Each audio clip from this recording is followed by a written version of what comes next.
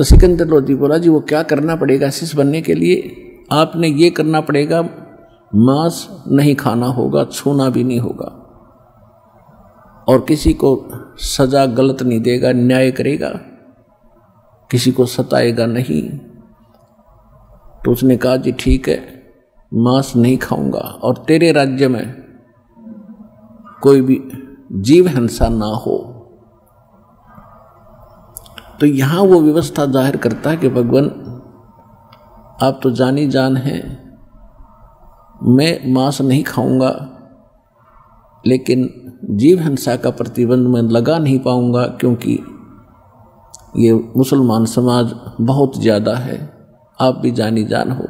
तो परमात्मा ने ये कंडीशन लूज कर दी कि ठीक है, तू मांस नहीं खाएगा और कोई बुराई नहीं करेगा, बीड़ी शराब तम्बाकू हुक्का भी प्रयोग नहीं करेगा। मुसलमान हुक्का बड़ी चाव से पीते हैं, वैसे सारे पीने लगे, तो उस समय वो पीते थे, तो उसने कहा कि नहीं, वो सब मान नहीं सकते, और परमात्मा ने उनको अपना शिष्य बनाया।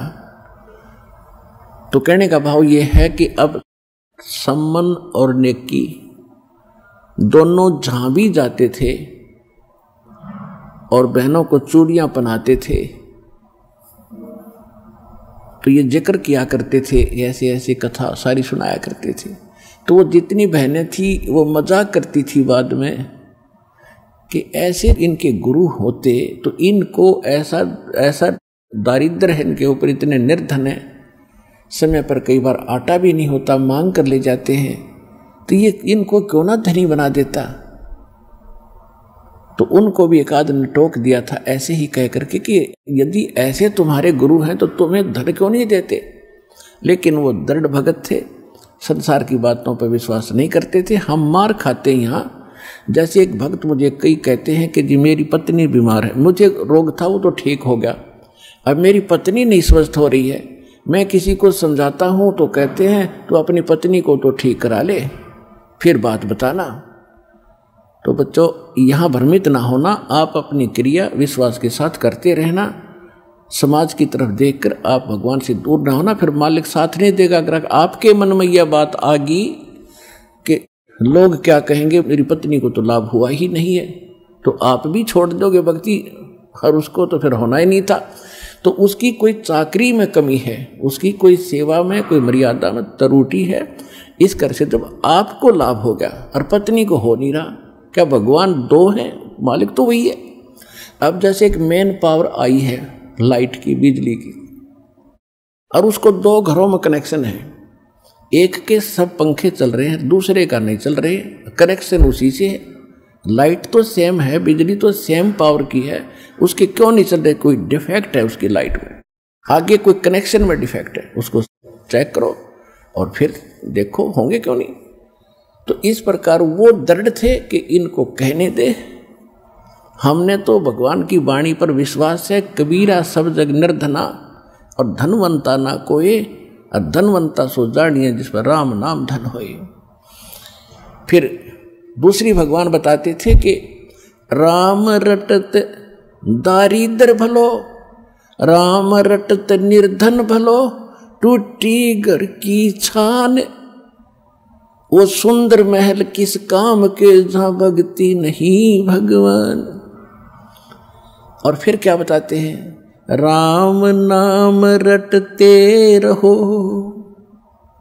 राम नाम रटते रहो, जब तक घट में प्राण, और कभू तो दीन दयाल के बनक पड़ेगी कान।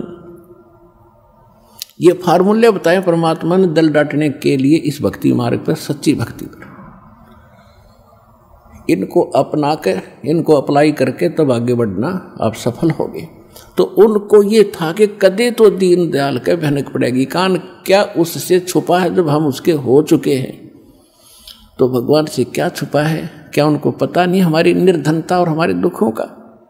लेकिन हमें जो धन मिल गया है वो किसी के पास नहीं है, उनको इतना विश्वास था। वो उन बहनों की बातों पर परमात्मा के प्रति अविश्वास नहीं आने देते थे। तो इसलिए कहा कि सत न छोड़े सूरमा, और सत छोड़े पत जा, और सत के बांधे लक्ष्मी फिर मिले गया। कि सत ना छोड़ना, अपनी मर्यादा पर दृढ़ रहना, विश्वास रखना, देखना खेल दाता के आन देश में।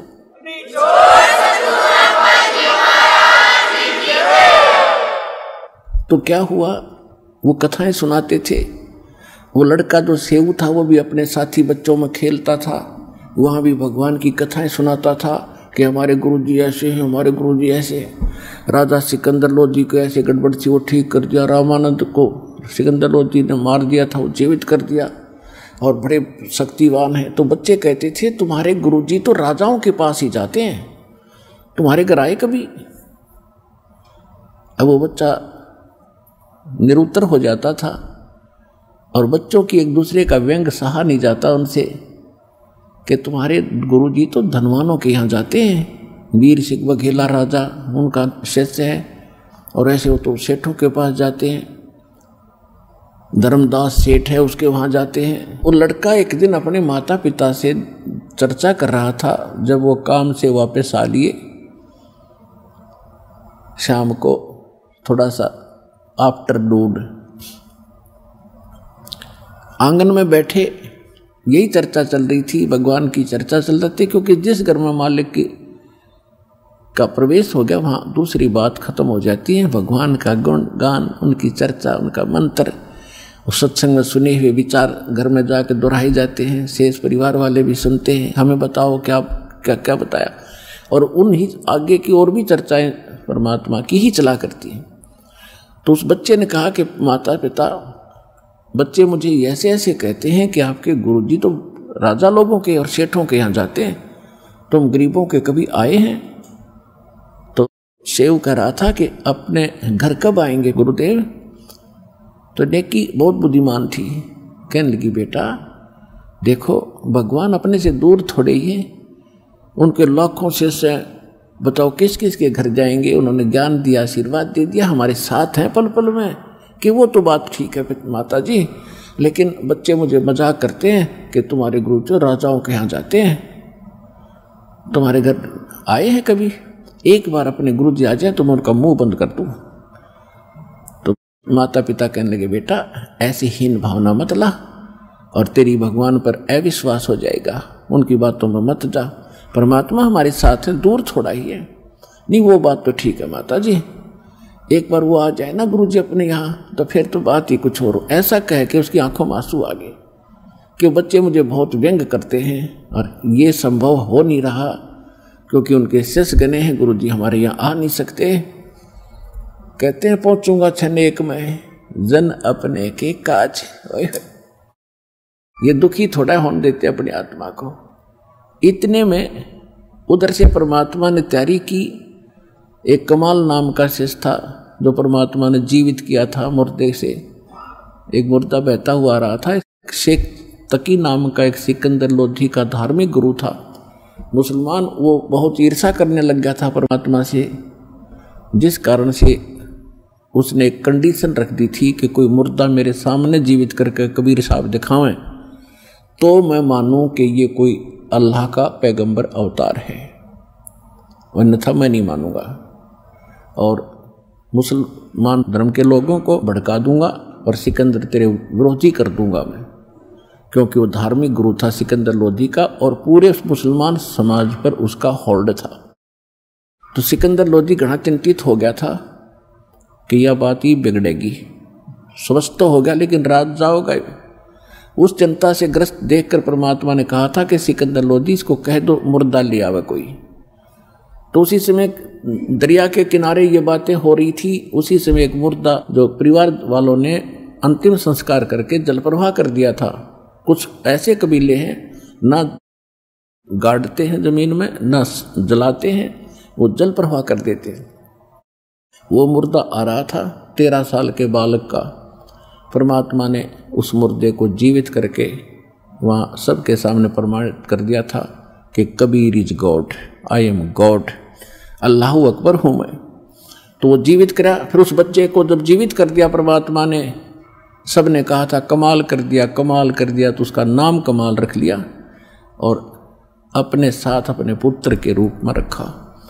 वो लड़का उसमें थोड़ा अभिमान हो गया था कि मेरे जैसी सेवा कोई कर नहीं सकता। जैसे अर्जुन में अभिमान हो गया था कि भगवान मेरे जैसा सेवक कृष्ण जी आपका कोई नहीं, तो उसका भ्रम उसने निवारण किया था ताम्रध्वज के घर जाके। और मोरध्वज के घर जाकर जब उन्होंने अपने सामने बच्चे को काट दिया, तब कृष्ण जी ने कहा था अर्जुन अब सेवक आप हो या ये है एक नंबर के, कि जी ये है एक नंबर के, मैं तो कदे भी ना कर सकता इसका, हमने बच्चे ने काट दूं। तो कहने का भाव ये उसी, अब आपको दो भगवानों की, समर्थ की और इस छोटे भगवान की भिन्नता बताई जा रही है कि छोटे मोटे थोड़े बहुत गुण तो सभी में मिलते जुलते होते, लेकिन समर्थ के गुण फिर आगे चल के अलग ही होते हैं। वो तो एक तामर लड़के को जीवित किया, यहाँ हजारों प्रमाण दे देगा दास, और आज यहाँ होने लग रहे, यहाँ होने लग रहे। आज से चौथा दिन है, एक माई अपने दोते को लेकर आई थी यहाँ पर, वह आई होगी आज अवश्य, 1.5 वर्ष का बालक और उसकी लड़की साथ में, उस दोते की माँ। और वो बता रही थी जी ये लड़का आज परमात्मा कबीर जी की दया से इसको जीवन दान मिला, हमने नाम भी नहीं ले रखा था। सत्संग सुनते थे साधना टीवी पर डेली, उसका पिताजी यानी दामाद उस माई का वो भी आया हुआ था। चौथा दिन है, उस दिन लड़का बाल्टी में चढ़ गया पानी की भरी में, कैसे पटड़ी पुटड़ी पर चढ़ के उसमें मुंदे मुँह गिर गया। 2-2.5 घंटे पड़ा रहा, किसी ने संभाला नहीं। जब देखा खोज हुई तो उसमें मरा पाया, उसको बाहर निकाला, आसपास गांव के जो वैद्य थे उन मृत डिक्लेयर कर दिया। उसने परमात्मा पुकारा आपको, किसने? लड़के के पिता ने, हे भगवान धरती पाया है तो मेरा बालक जीवित कर दे। 2 सेकंड में बच्चा नो एकदम हिचकी लेकर खड़ा हो गया।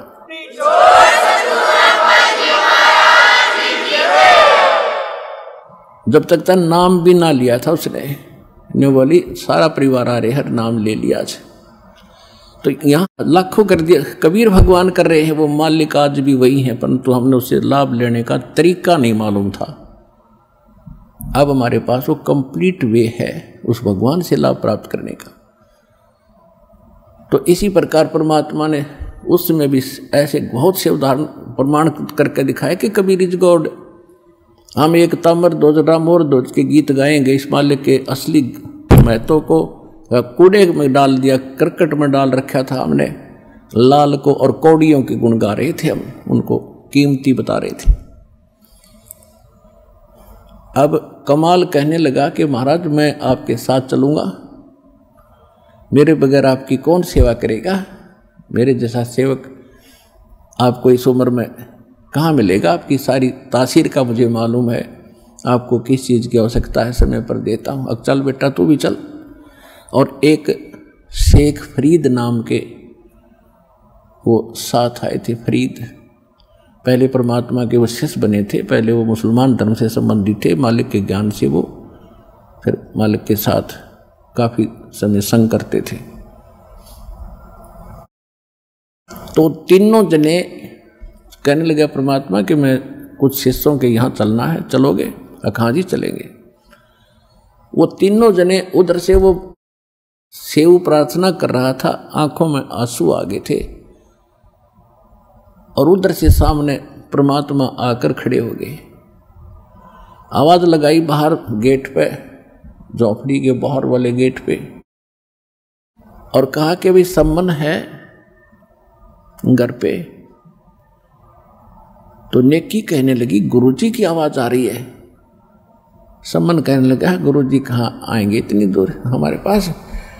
ये वैसे चर्चा कर रहे थे ना आपने, वो सत्संग की आवाज आ गई होगी, वो ऐसे बतला रहे इतने। फिर दोबारा आवाज लगाई परमात्मा ने कि भाई कोई सम्मन है क्या घर पे? नेकी बोली देख ही सुन जानते हैं, कहाँ आवाज तो बिल्कुल सामने। फिर उधर देखा, सचमुच ये 3 मूर्ति खड़ी है, और तीनों के तीनों नंगे पैरों भागे आए। सामने खड़े होकर ऐसे देख रहे हैं जैसे कोई स्वप्न हो। उन्होंने तो स्वप्न में भी नहीं सोचा था कि भगवान यहां पहुंच जाएंगे। अब तीनों जने ऐसे देख रहे हैं, सतबद्ध हो गए, जैसे उनको कोई आभास ही नहीं हो हम कहाँ खड़े हैं। तब कमाल ने कहा कि अंदर ले चलो गुरुजी को, क्या यहाँ धूप में खड़े रखोगे?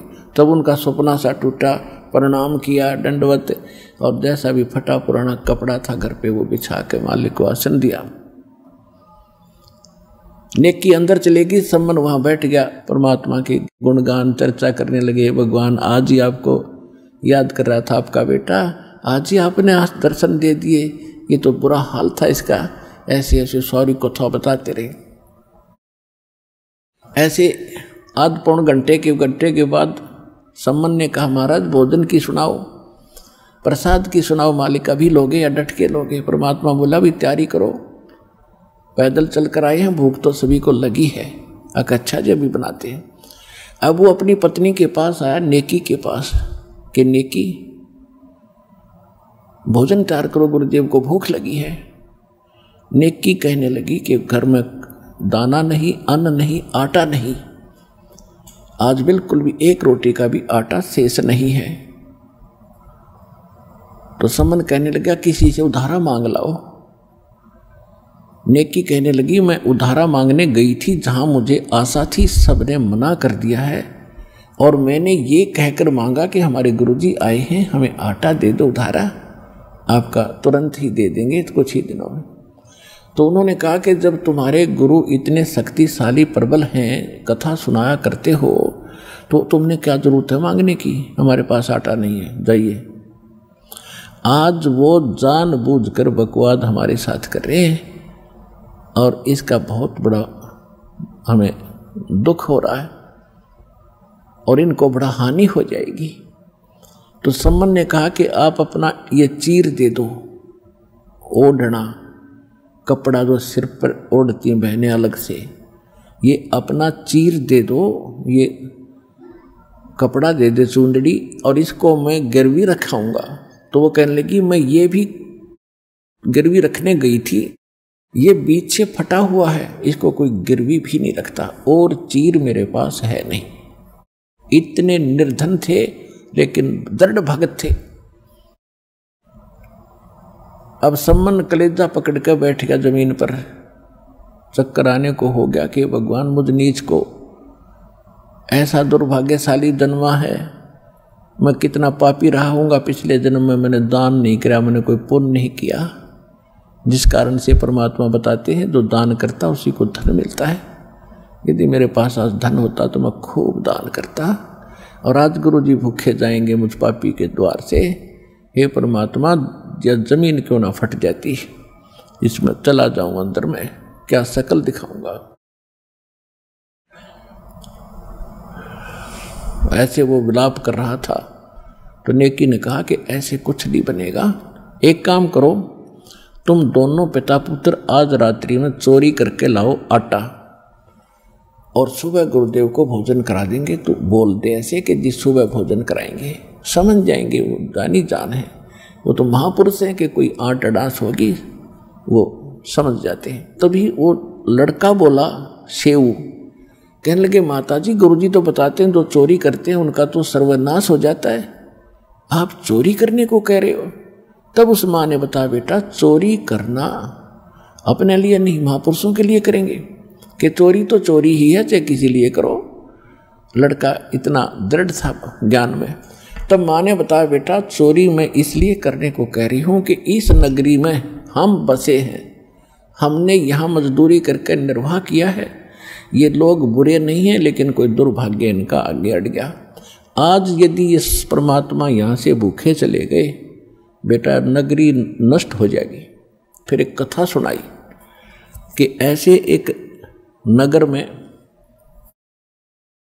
अभिमानी पैसे वाले लोग बहुत थे, साधु संत आते थे, वो केवल अपने ही किसी इष्ट को पूजा करते थे, उसके अतिरिक्त किसी भी संत को या किसी भिखारी को दान नहीं देते थे, और दान तो दूर है वो भोजन भी नहीं देते थे, और उनको कहते थे तुम करके खाओ ऐसे। तो उनकी उस नगरी के बाहर थोड़ी सी दूरी पर जंगल में एक सिद्ध पुरुष, उसका एकलौता शिष्य छोटा बालक 15-16 वर्ष का, वो आके रुक गए। सुबह उसने लड़के को भेजा बेटा भिक्षा ला मांग के, तो सारे नगर में वो मांग कर चला गया, किसी ने भिक्षा नहीं दी, ना रोटी दी। पैसा नहीं लाना, आटा लाना या बनी बनाई रोटी लाना।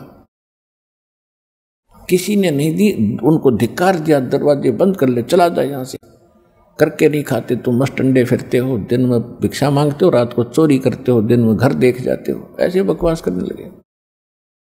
एक कुमारी थी बाहर, उसका गांव से नगर से बाहर उसी रास्ते पर घर था जिससे उस संत का आना जाना था। तो उस माई ने उसने देखा कि लड़का खाली गया। अब माई को दुख होता है, अपने पुत्र जैसा लगता है कि ये सारी रात का भूखा होगा और आज ये खाली जा रहा है। पता था उसको यहाँ से कुछ मिलना ही नहीं। और विशेषकर कुछ साधु संत ऐसे होते थे जो शूद्र जाति वालों से, निम्न जाति वालों का भिक्षा नहीं मांगते थे उनसे, वो उसी नगरी में भी ऐसे अलग स्थानों से मांगते थे। तो वो इसलिए नहीं बोली कि मैं नहीं दे सकती, साधु संतां का काम है, मेरे से नाराज ना हो जा। तो उसने जाके बताया, महाराज जो इतने से नालायक आदमी है, कोई देता ही नहीं और धिक्कार रहे मुझे। उनका गुरु बोला, बेटा कल फिर जाना, सुबह फिर जाना। अब सुबह फिर गया, लड़का फिर खाली आ रहा था वापस। तो उस कुमारी ने कहा कि वह विधवा थी, 5-4 बच्चे थे उसके। उसने कहा, महाराज मैं जाति से कुमारी हूँ और मैं कल से देख रही हूँ आप भूखे हो, मुझे अपने बच्चे जैसे लगते हो, आप कैसे जी रहे हो। उस माँ का क्या हाल होगा जिसने इकलौता पुत्र बाबा बना दिया। और मैं कुम्हारी हूँ, ये रोटी ले जा। आटा को आटा भी दे दिया, रोटी अलग से दे दी। तेरे आपके गुरुजी कहें तो खा लेना, उनको बता देना कि मैं इस जाति से हूँ। उसने बच्चे ने दोनों साधन ले लिया, आटा भी ले लिया, रोटी भी ले ली। चल, संत ने पूछा, बेटा मिला? कि नहीं, जहाँ से मुझे आपने लाने की आज्ञा दी थी उच्च घरों से, वहाँ से नहीं मिला। एक ऐसे कुम्हार जाति की माई ने ये शब्द कहे हैं। और बेटा मुझे मालूम था कि यहाँ से तुझे ये आटा देंगे नहीं, भिक्षा नहीं देंगे, बहुत अभिमानी लोग हैं। तो संत ने कहा कि वापस जा और उस माई ने कह दे कि इस नगर को छोड़ दिया शाम तक और किसी को बताएगी नहीं। आज रात को ये 12 बजे के बाद ये नगर नहीं रहेगा। ये इतने अभिमानी और संतों का अनादर करने वाले लोग हैं। और उसको कह दिए कि जहाँ तू अब जितना शीघ्र हो यहाँ से निकल और सामने जहाँ तू पहुँच जाओ वहीं रुक जाना, तू वहीं बस जाएगी, तेरे नाम से नगर होगा, गांव होगा, पूरा तेरा पूरा वहाँ पर वास हो जाएगा।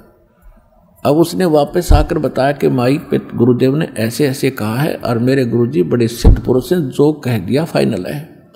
अपने सारे सामान ने लाद के गधों पर और निकल जा और बताना नहीं किसी को, आज रात के 12 बजे ये नगर नहीं रहेगा। तो वो समझ गई कि जो कह दिया संत ने फाइनल है, और जहाँ तू रात तक हो जाए वहीं रुक जाइए, वहीं बस जाएगी।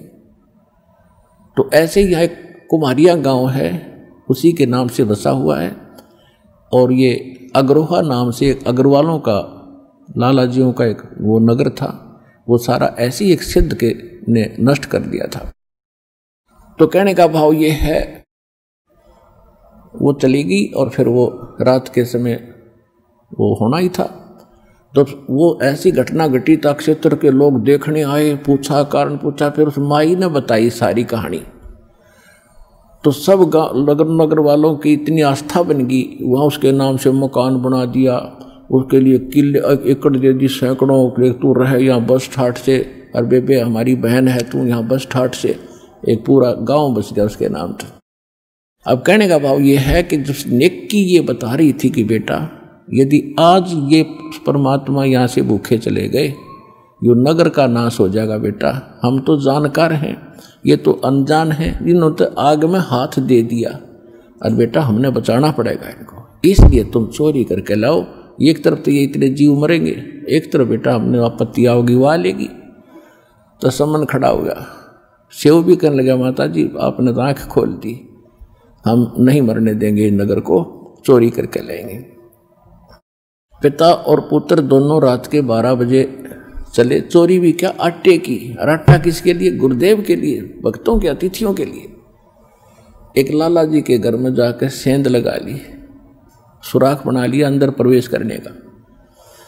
तो सम्मन कहने लगा, बेटा तू बाहर रह, मैं जाता हूँ अंदर, मुझे तो अगर मैं पकड़ा गया तो इस लाला जी की पहुँच बहुत है, राजा तक पहुँच है, बेटा ये फांसी भी तुड़वा देगा, बहुत भयंकर दंड करवा देगा, और बेटा तू बच जाएगा, तू बाहर रहे। तो सेव कहने लगे पिताजी मैं बालक हूँ, बालक पर रहम भी हो जाएगा, अगर पकड़े गए तो आप बाहर रहो। यूँ कह कर सेव घुस गया उसमें, और जाके समन ने कहा कि 3 शेर से ज़्यादा ना लाना, 3 अतिथि आए, तीनों को खिला देंगे उसे। अब उसने अंदाजा सा अपनी फटी पुरानी चद्दर में बांध के चलन लगा, आवाज़ होगी किसी तराजू पर पैर टेक गया, उसका खुड़का दुड़का होने से लाला जी जाग गया।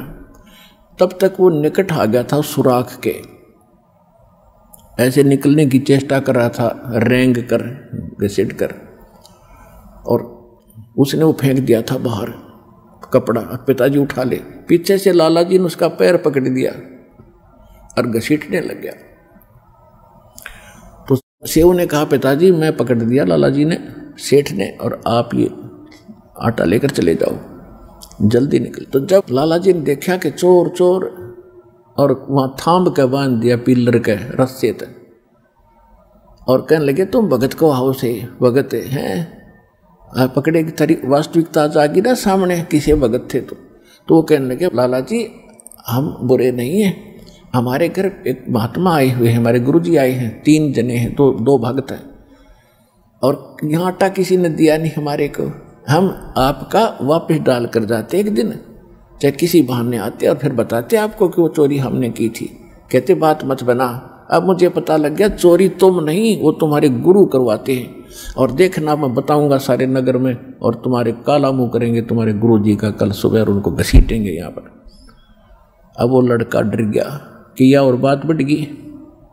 उधर से सम्मान लेकर गया आटा, नेकी ने पूछा उसकी पत्नी ने कि पुत्र कहाँ है, वो कहने लगा सेठ ने पकड़ लिया उसको, पकड़ लिया उसको।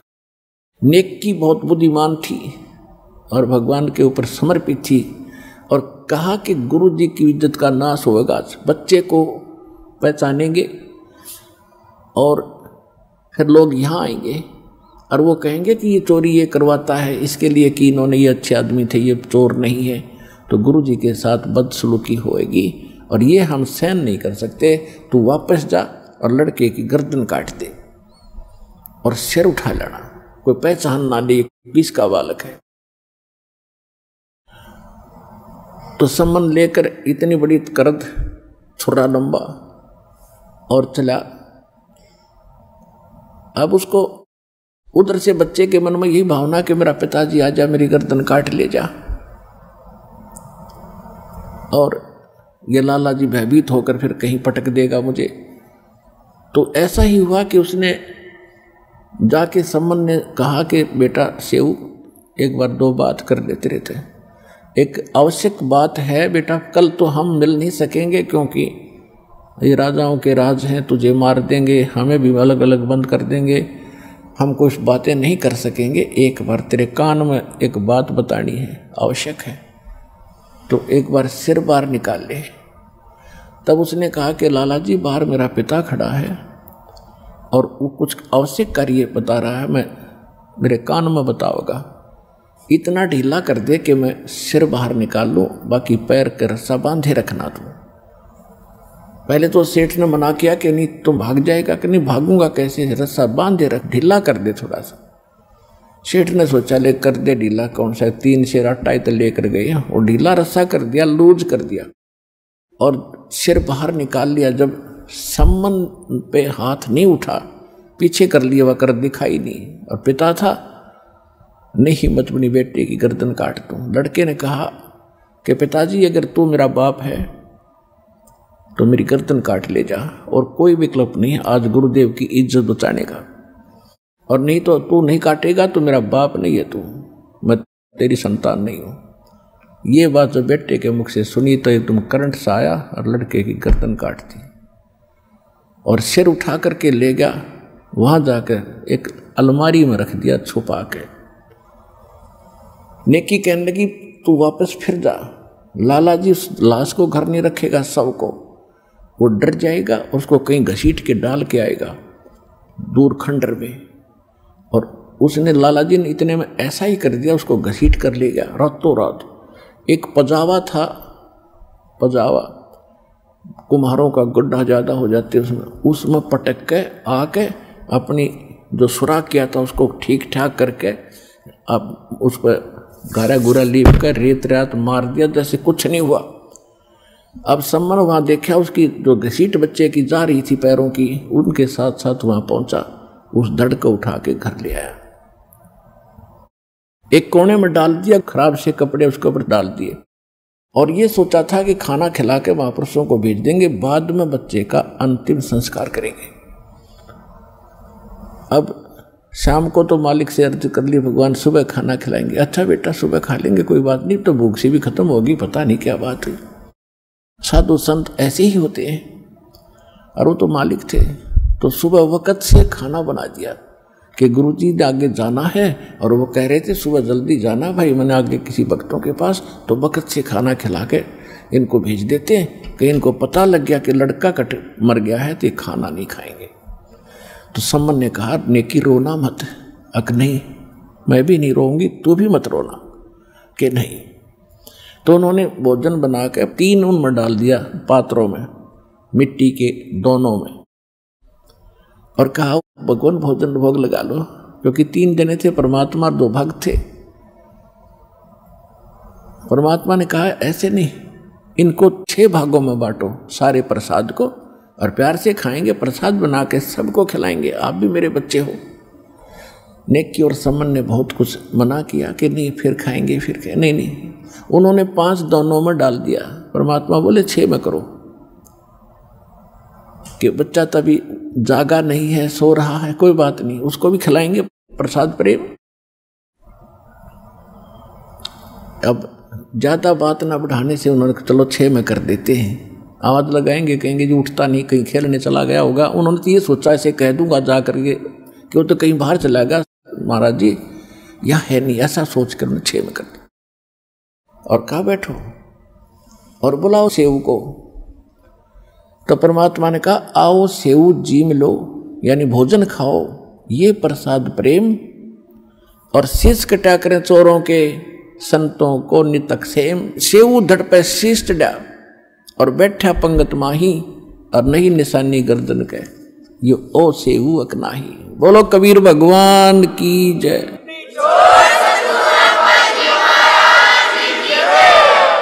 एकदम सेव के धड़ पे वो अपने आप ताक से उठ कर सिर लग गया, और उठकर भागा आया कि आ गया गुरुदेव, आ गया गुरुदेव, और बैठ गया उस पंगत में, यानी उन 6 की लाइन पूरी होगी पंक्ति।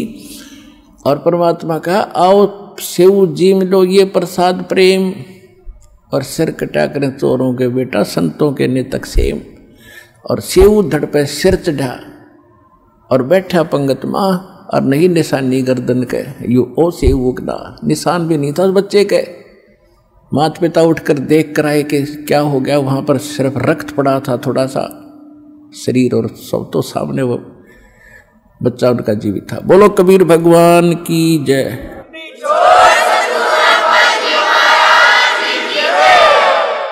अब उनको विश्वास नहीं हो पा रहा था कि हे भगवान। तब परमात्मा ने कहा बेटा सत ना छोड़े सूरमा, और सत छोड़े पत जा, और सत के बांधे लक्ष्मी फेर मिल गया। परमात्मा ने आशीर्वाद दे दिया बेटा आज से तू धन धान्य से पूर्ण हो जाएगा, लेकिन इस माया में उलझना मत, इसको दान धर्म में लगाते रहना। अब वो तो ऐसे कहकर चले गए, सतगुरु जो चाहे सो कर दे। कुछ दिनों के बाद उस सम्मन के मन में प्रेरणा हुई कि थोड़ा सा जो है मकान बना ले, थोड़ी झोंपड़ी और कच्ची ईंट बनाकर, और एक झोंपड़ी बनाएंगे और अच्छी सी कुटिया बना लेते हैं। वो जब खोदने लगा, नीम खोदने लगा, तो उसमें बहुत गणे असरफी मिली सोने की।